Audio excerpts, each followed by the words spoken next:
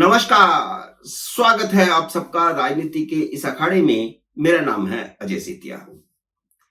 मित्रों, जया बच्चन को भ्रम हो गया है कि वह क्योंकि एक हीरोइन थी, एक सेलिब्रिटी हैं, इसलिए राज्यसभा में उनका स्थान बाकियों से ऊंचा है। वह हर किसी को अपने से नीचा समझती हैं, लेकिन उन्हें यह नहीं पता था कि वह इस बार एक जाट से भिड़ रही हैं। जाट भी ऐसा जो देश के प्रोटोकॉल में राष्ट्रपति के बाद दूसरे नंबर पर है। देश के हर नागरिक को यह सुनकर हैरानी हुई कि उन्होंने उपराष्ट्रपति जगदीप धनखड़ को अपना कुलीग कहकर पुकारा, जबकि सभापति राज्यसभा सांसदों के कुलीग नहीं होते, वह राज्यसभा सदस्य भी नहीं होते, बल्कि देश के उपराष्ट्रपति होने के नाते सदन के सभापति होते हैं, सदन के चेयरमैन होते हैं। उनके कुलीग लोकसभा स्पीकर भी नहीं होते, क्योंकि प्रोटोकॉल में वह लोकसभा स्पीकर से भी ऊपर होते हैं। प्रोटोकॉल में वह प्रधानमंत्री से भी ऊपर हैं। जया बच्चन ने अपनी अनपढ़ता का परिचय ही नहीं दिया, अपनी फूहड़ता का भी परिचय दिया है। सदन से बाहर तो उनका हर किसी से झगड़ा होने और बदतमीजी करने की खबरें आती ही रहती हैं, यहां तक कि फोटोग्राफरों से भी भिड़ जाती हैं। ऐसे दर्जनों किस्से हैं जब वह खुद को दूसरों से सुपीरियर दिखाने की कोशिश करती रहती हैं। ठीक वैसा ही उन्होंने राज्यसभा में सभापति के साथ कर दिया। बात यहां से शुरू हुई थी कि सभापति ने जया बच्चन को जय अमिताभ बच्चन कहकर के संबोधित किया था, जिस पर वह भड़क गई, जबकि सदन के रिकॉर्ड में उनका नाम जया अमिताभ बच्चन ही है। वह खुद बताएं कि अगर उन्हें अपने पति के नाम से इतनी ही चिढ़ है तो वोटर लिस्ट में अपने नाम के साथ उनका नाम जुड़वाया ही क्यों था। जया बच्चन समझती थी कि वह सभापति को वैसे ही धमका देंगी जैसे सदन से बाहर लोगों को धमकाती रहती हैं। जया बच्चन ने सभापति की टोन और बॉडी लैंग्वेज पर सवाल उठा दिया। सभापति पर तंज कसते हुए यहां तक कह दिया कि वह उनके कुलीग हैं, बस फर्क इतना है कि आप उस कुर्सी पर बैठे हैं। उनका यह बयान पूरी तरह से अमर्यादित था। क्या उन्हें उपराष्ट्रपति का प्रोटोकॉल तक नहीं पता? वह प्रोटोकॉल में देश में नंबर 2 पर हैं, प्रधानमंत्री से भी ऊपर हैं। वह सुप्रीम कोर्ट के वरिष्ठ वकील रहे हैं, विधानसभा और लोकसभा के सांसद रहे हैं, राज्यपाल भी रहे हैं। जया बच्चन उनके सामने कहीं भी नहीं ठहरती। सदन के अंदर वह पहले भी बदतमीजी करती रही हैं, लेकिन इस बार उनका पाला एक जाट से पड़ा है। दूसरी तरफ विपक्ष भी उनके पीछे लग करके अपनी किरकिरी करवाने पर उतारू है। सोनिया गांधी के जया बच्चन के साथ खड़ी हो जाने से टकराव तय हो गया है।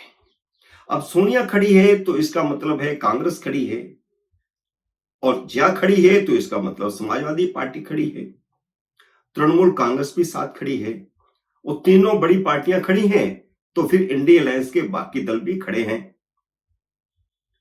लेकिन इन दोनों ने शायद यह कहावत नहीं सुन रखी, जाट मरा तब जानिए जब 13वीं हो जाए। तो जाट के साथ भिड़ंत कितनी महंगी पड़ेगी, शायद इसका एहसास सोनिया गांधी और जया बच्चन दोनों को नहीं है। सोनिया गांधी सभापति धनखड़ के खिलाफ अविश्वास प्रस्ताव लाना चाहती हैं। सोनिया गांधी की प्रॉब्लम यह है कि वह भी जया बच्चन की तरह फ्रस्ट्रेटेड हो गई हैं। पिछली बार वह लोकसभा में मोदी के खिलाफ अविश्वास प्रस्ताव ले आई थी, अब वह धनखड़ के खिलाफ राज्यसभा में, क्योंकि राज्यसभा में सांसद बन गई हैं, तो वहां पर भी अपना करिश्मा दिखाना चाहती हैं। जैसे जया बच्चन का बेटा अभिषेक बच्चन फिल्मों में फेल हुआ, वैसे ही सोनिया गांधी भी अपने बेटे राहुल गांधी को पिछले 20 साल से बार बार लॉन्च कर रही है। इसलिए मैंने कहा ये दोनों फ्रस्ट्रेटेड हो गए। ये वही सोनिया गांधी हैं जिन्होंने कम्युनिस्टों के दबाव में उस हामिद अंसारी को 2 टर्म उपराष्ट्रपति बनाया था, जिस नाते वे सभापति भी थे और जिस पर देश से गद्दारी के अनेक आरोप लगते रहे हैं। वे पहले विदेश मंत्रालय में थे, आईएफएस ऑफिसर थे। विदेश मंत्रालय में रहते हुए उनके कुलीग्स ने उन पर देशद्रोह के अनेक आरोप लगाए थे। मोदी के प्रधानमंत्री बनने के समय अंसारी ही राज्यसभा के सभापति थे, यानी पहले टर्म में अंसारी सभापति थे और खुल्लम खुल्ला सोनिया गांधी से वफादारी निभाते हुए विपक्ष का साथ देते रहते थे।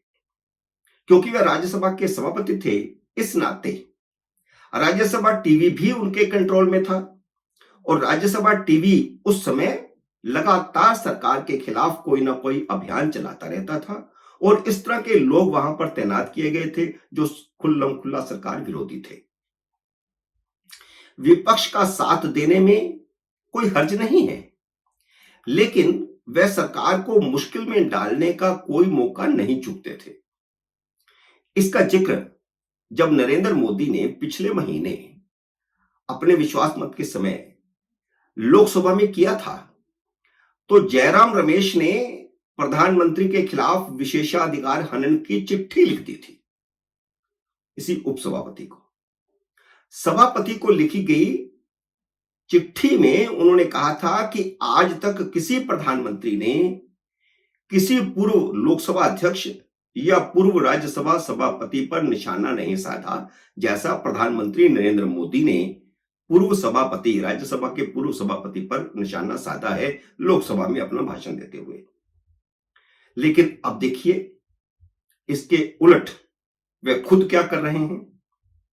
अब सारी कांग्रेस लोकसभा में स्पीकर पर और राज्यसभा में सभापति पर निशाना साध रही है, उन पर तंज कस रही है, फब्तियां कसी जा रही हैं, उनको अपमानित करने की कोशिश की जा रही है। बल्कि दोनों सदनों में गांधी मां बेटा उन पर हमले भी कर रहे हैं, लोकसभा में लोकसभा स्पीकर पर और राज्यसभा में सभापति पर। सोनिया गांधी तो सभापति के खिलाफ अविश्वास प्रस्ताव जैसी हरकत पर उतर रहे हैं। सोनिया गांधी को शायद यह किसी ने बताया नहीं कि राज्यसभा प्रस्ताव पास करके भी उन्हें नहीं हटा सकती। जब तक वे उपराष्ट्रपति हैं, वही सभापति रहेंगे। उन्हें उपराष्ट्रपति पद से हटाने के लिए लोकसभा से भी प्रस्ताव पास करवाना पड़ेगा, वह भी 273 सांसदों के बहुमत से। सदन में जो उस समय मौजूद हैं उनके बहुमत से नहीं, बल्कि लोकसभा का जो पूरा सदन 445 लोगों का है, सांसदों का है, उसका हाफ यानी 272 से 1 प्लस। लोकसभा तो छोड़िए, राज्यसभा में भी सोनिया गांधी के पास बहुमत नहीं है। 2014 और 2019 में जब राज्यसभा में विपक्ष के पास बहुमत था, तब भी नरेंद्र मोदी बिलों को आसानी से पास करवाने का जुगाड़ कर लेते थे।